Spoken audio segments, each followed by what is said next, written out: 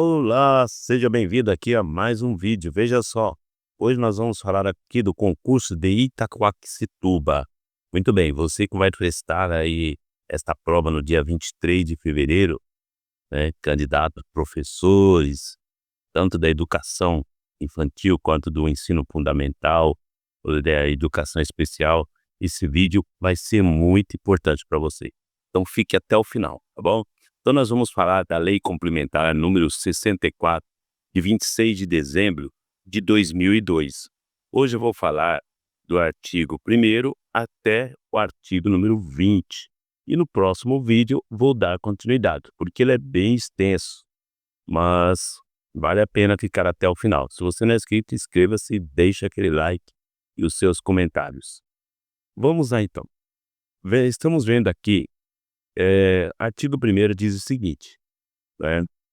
Esta lei disciplina os direitos, deveres e responsabilidades a que se submetem os servidores da prefeitura, câmara, autarquias, sociedade de economia mista e fundações públicas do município de Itaquaquecetuba, São Paulo. Então, direcionada a todos esses setores, certo? O artigo 2º, para efeito deste estatuto, considera-se: primeiro, servidor público, pessoa legalmente investida em cargo público de provimento efetivo ou em comissão. Segundo, cargo público, conjunto de atribuições e responsabilidades representado por um lugar, instituído nos quadros do funcionalismo, criado por lei com denominação própria e atribuições específicas. Muito bem. Terceiro, vencimento, retribuição pecuniária básica, fixada em lei, paga mensalmente ao servidor público pelo exercício das funções e atribuições inerentes ao seu cargo. Ok? Por enquanto, tranquilo, né? Quarto, remuneração é o vencimento do cargo acrescido das vantagens pecuniárias permanentes ou temporárias, estabelecidas em lei. Artigo 3º ainda, dos cargos públicos. Acompanhe comigo. Os cargos públicos são acessíveis aos brasileiros, assim como aos estrangeiros que preencham os requisitos previstos em lei. Os cargos de carreira serão sempre de provimento efetivo. Parágrafo 2º. Os cargos isolados são de provimentos efetivos ou em comissão, conforme dispuser a sua lei criadora. Parágrafo 3º. Os cargos em comissão destinam-se apenas a atribuições de direção, chefia e assessoramento. Então, nós estamos vendo aí os cargos, né, de carreira, aqueles efetivos, e os comissionários, né, são aqueles cargos de comissão. No artigo 4º, né, as atribuições dos titulares dos cargos públicos serão estabelecidas na lei criadora do cargo. Parágrafo único. É vedado atribuir ao servidor público encargos ou serviços diversos daqueles relativos ao seu cargo, exceto quando se tratar de funções de chefia ou direção, de designações especiais e dos casos de readaptação. Então, o funcionário público está lá com o seu cargo, não é função. A função é quando ele é destinado a exercer uma outra atividade, né, que não seja o seu cargo titular, efetivo, em consequência do concurso. Bom, temos aqui então o quarto. Vamos ver aqui o artigo 7º, né? Os cargos públicos serão providos por nomeação, reintegração, reversão, aproveitamento, transferência, acesso e readaptação. Eu vou falar um por um de todos esses 7 aqui, né? Então, nós temos 7 tipos de provimentos, né? Então, mas só que nesse vídeo eu vou ficar aqui no nomeação, porque ele é bem extenso, certo? Vamos entender bem, para que você seja aprovado de primeira nesse concurso dia 23 de fevereiro, aqui em Itaquaquecetuba, São Paulo. Artigo 8º. O que é a nomeação? Anote aí para você não esquecer. É o ato administrativo pelo qual o cargo público é atribuído a uma pessoa. Muito bem. Parágrafo único. Então vamos ver como que as nomeações serão feitas. Primeiro, livremente, em comissão, a critério da autoridade nomeante, quando se tratar de cargo de confiança e vinculadamente em caráter efetivo. Então, você sendo aprovado, na prova agora do concurso, você vai ser nomeado e depois você vai tomar posse, né? Quando se tratar de cargo cujo preenchimento dependa de aprovação em concurso, que é o seu caso. No artigo 9º diz o seguinte: a nomeação em caráter efetivo obedecerá rigorosamente à ordem de classificação em concurso, cujo prazo de validade esteja em vigor.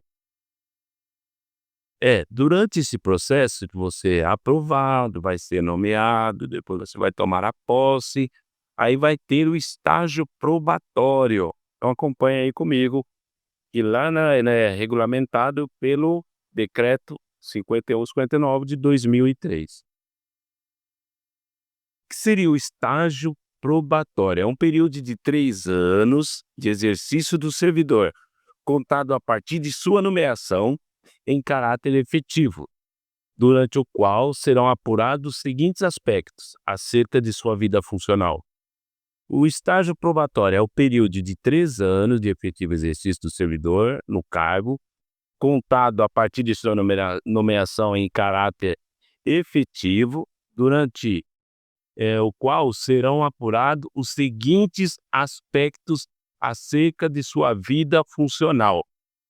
Então, primeiro, gente, é uma espécie de experiência, bom? Estágio probatório.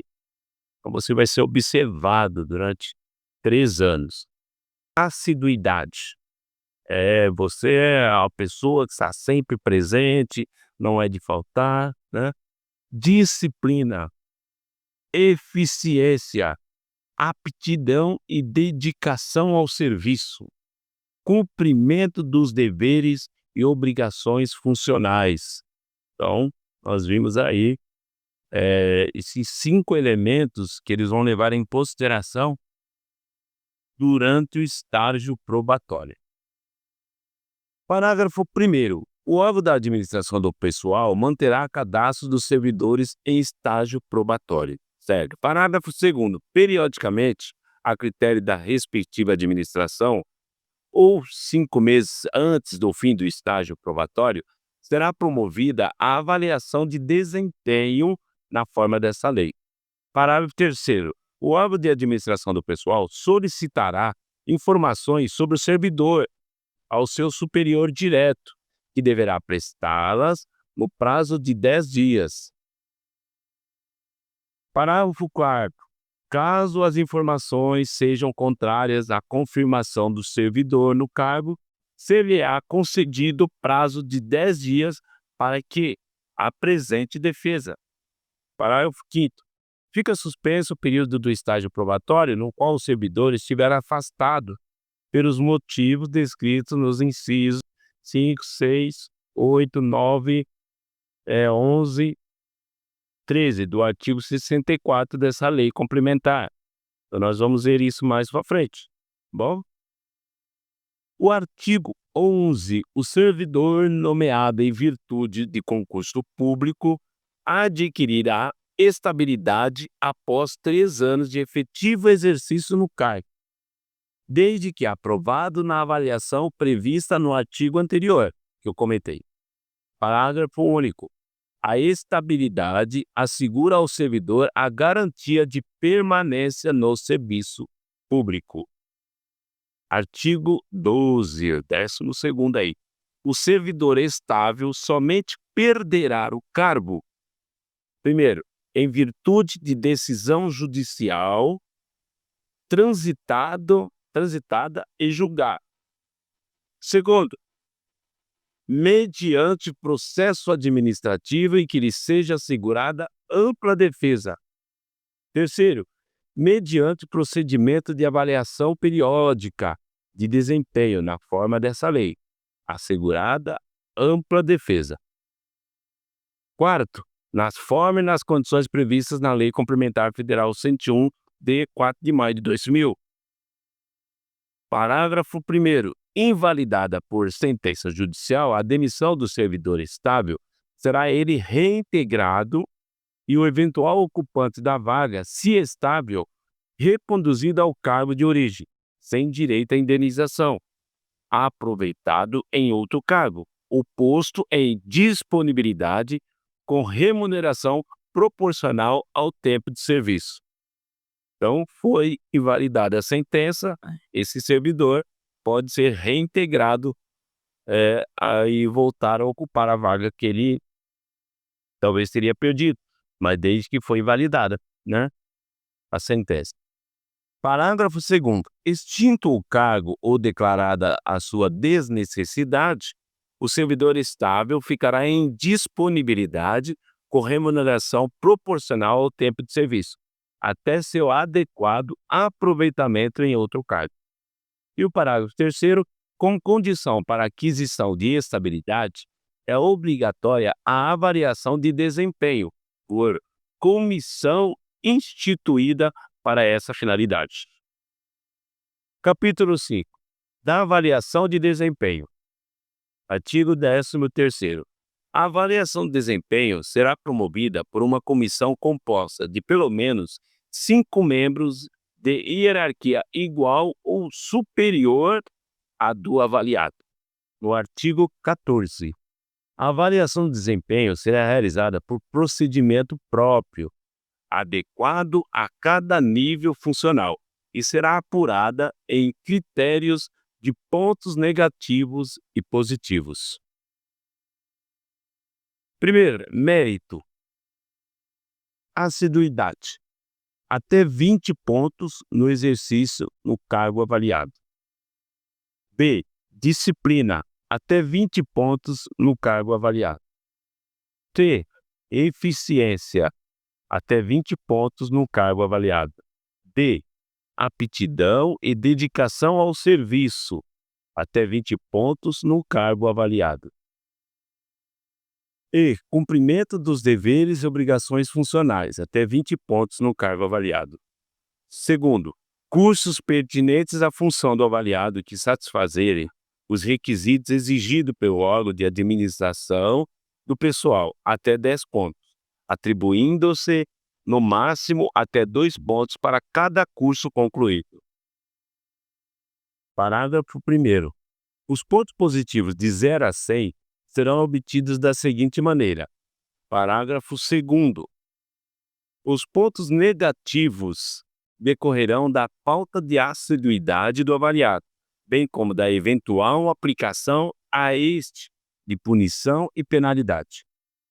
Primeiro, do total de pontos obtidos na forma prevista acima, serão deduzidos 2 pontos por falta justificada, mas não abonadas, 4 pontos por faltas injustificadas, 5 pontos por advertência funcional anotada em prontuário e 5 pontos por dia de suspeição anotada em prontuário, todas elas apuradas durante o período de permanência do funcionário no cargo avaliado.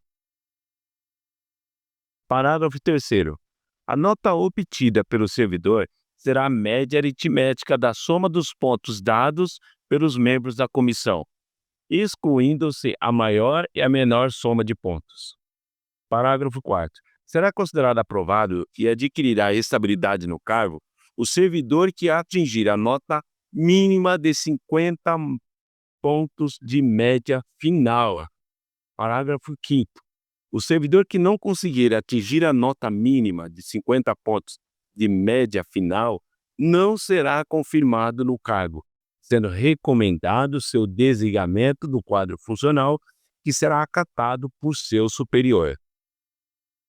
No parágrafo 6º, o resultado da avaliação poderá ser impugnado pelo avaliado no prazo de 10 dias, contados da ciência da recomendação, obedecidos os seguintes critérios: a.